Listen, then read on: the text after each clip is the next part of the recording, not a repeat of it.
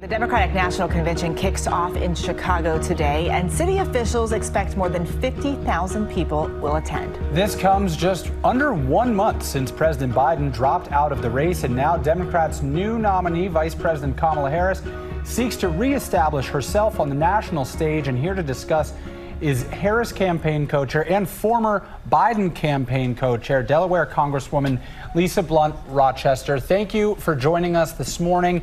There's a new ABC News Washington Post Ipsos poll. It has Vice President Harris up on President Trump, 50 to 45% amongst all adults.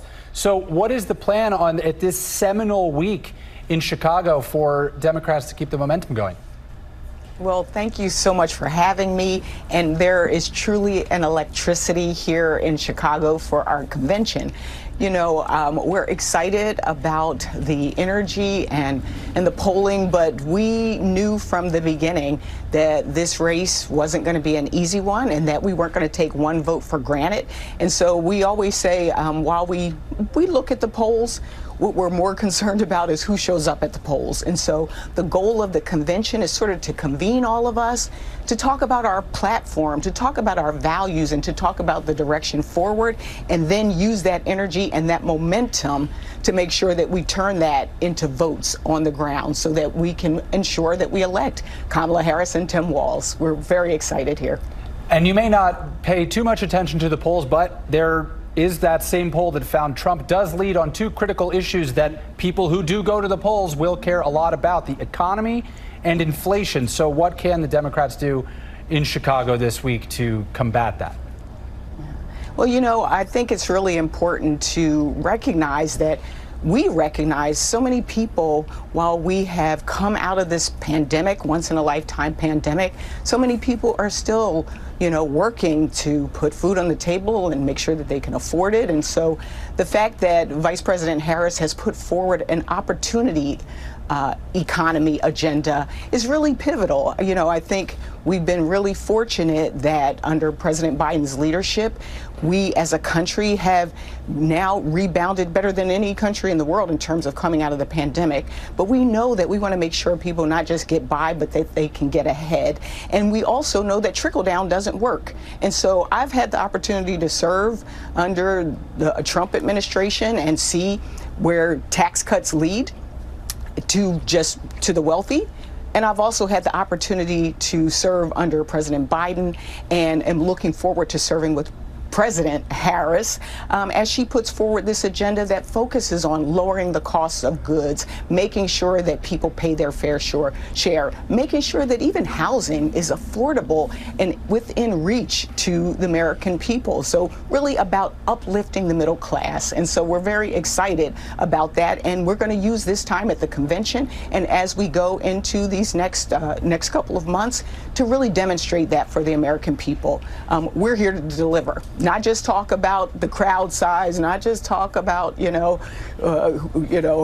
who's prettier. No, we care about the American people and what's happening in their homes and at their kitchen tables. And that's what we're going to demonstrate so that Kamala Harris can win in November.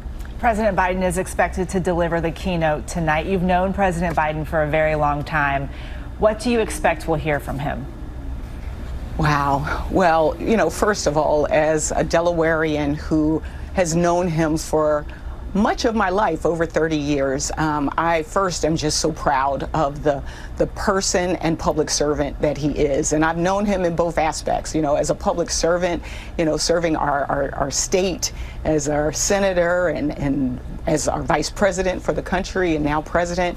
He's made us very proud. He took us from, Charlottesville. I remember talking to him after Charlottesville happened, and it was before he made his announcement to say that he was going to run for president in 2020. And, you know, you could tell there was this, he just wanted to make sure that there was a country, that we restore the soul of this country. And so to see someone who has, you know, first of all, made sure that democracy prevailed, that we came out of a pandemic, and then to see him deliver more in one term than some presidents do in 2 terms for the American people. And now, as we move forward, and as he, tonight we'll talk about his legacy, but also we'll talk about Kamala Harris and making sure that our country, our democracy, perseveres. I'm so excited. I'm so proud of him, and I'm proud to be a Delawarean. We're also expecting to see some protesters outside of the convention, those protesters calling for a Gaza ceasefire. What's your message to them? You know, I think, first of all, our country was founded on the ability to peacefully demonstrate, to have free speech. And so, first of all, we respect the rights of those individuals. But also, it's also a message of unity. We too want to see peace in the Middle East and peace in that region. And President Biden is working every moment. As we speak, his administration is working to bring peace. And so I think the message is less to the protesters and more to the American public that we are unified in the goal. And the other piece is that we just all need to make sure we stay safe. We want to make sure that everyone is safe. This president, this vice president, everyone here wants to make sure that there is peace in the Middle East. And so to all of them, we are united in that same belief. Delaware Congresswoman Lisa Blunt Rochester, thank you so much for being with us. And ABC News will cover the Democratic National Convention in Chicago this week, beginning tonight. It streams on ABC News Live at 7 p.m. Eastern, then here on the network at 10 p.m.